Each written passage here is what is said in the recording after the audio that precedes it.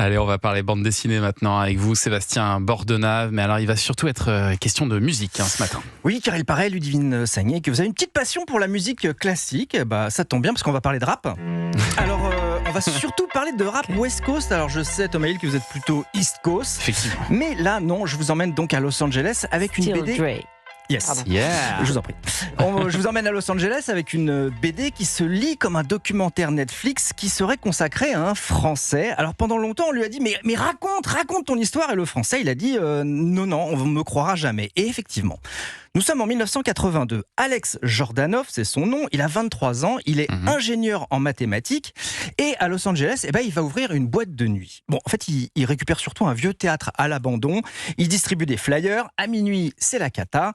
Personne. Mais les dieux du hip-hop sont avec lui. À 2h du mat, c'est plein. C'est le début d'une super success story incroyable. C'est ce que raconte cette BD qui s'appelle Radio Club West Coast True Story of Hip Hop, qui est publiée chez Glénat. Dessin de Keklero, qui est également tatoueur, et scénario de Alex Jordanov, l'auteur lui-même, qui raconte donc son histoire d'entrepreneur, de patron de boîte de nuit, mais aussi journaliste musique, et aussi un peu voleur de radiateurs de voiture à l'époque. Voilà, il a eu 1000 vies, le garçon. D'accord. Et donc, pourquoi cette boîte de nuit à Los Angeles va devenir carrément mythique ? Parce que c'était the place to be. Jordanov va rencontrer des inconnus, mais qui ne vont pas le rester. Le premier rappeur avec qui il va s'associer pour ce club, il vit dans le garage de sa tante, mais il a une Porsche. Alors Jordanov lui demande, mais la Porsche, tu l'as achetée ? Il répond, ouais. Jordanov lui dit, mais tu as appris où à mentir comme ça ? Et Ice-T, parce que c'était lui, répond, j'ai appris à mentir devant le juge. Voilà, Ice-T, ça sera un grand nom du rap américain. Oui. Le club s'appelle The Radio. Au début, pour aider à l'accueil, Jordanov va demander à ses potes de s'occuper des tickets, de l'accueil. Ça sera les futurs membres des Red Hot. Il y a un autre ami qui leur fait des petits dessins pour promouvoir ce club dans un fanzine pas connu à l'époque du tout. Cet ami, c'est Matt Groening, le futur créateur des Simpsons.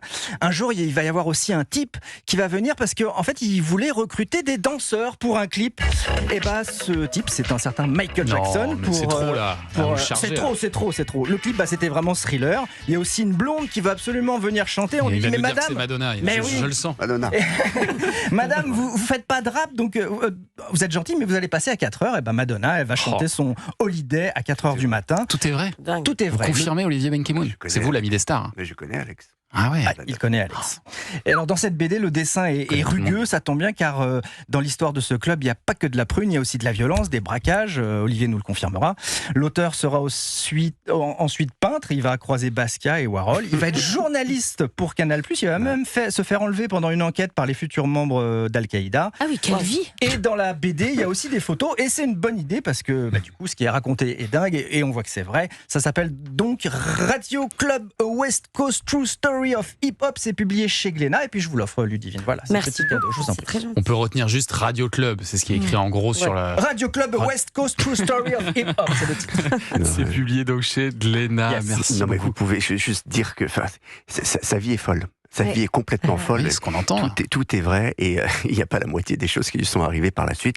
Il était grand reporter, il travaillait notamment chez Kappa, et un jour il a dit, je vais vous prouver qu'il y a des armes qui circulent et qu'on peut en acheter facilement, et il a ramené des trucs en France qui sont absolument dingues. Mais c'est là où vous l'avez rencontré? Non, c'est un fou. À Kappa, il travaillait pour Canal+, en réalité. Et vraiment, il a fait des choses. Mais quand Alex vous raconte sa vie... il pourrait faire 10 podcasts. Mais ça veut dire qu'il va y avoir d'autres épisodes, peut-être. Pourquoi pas, il y a de quoi faire un tome 2 si on en croit, Olivier. En tout cas, on va lire déjà le volume 1 de Radio Club. Merci beaucoup, Sébastien. Dans un instant, on va jouer avec un auditeur.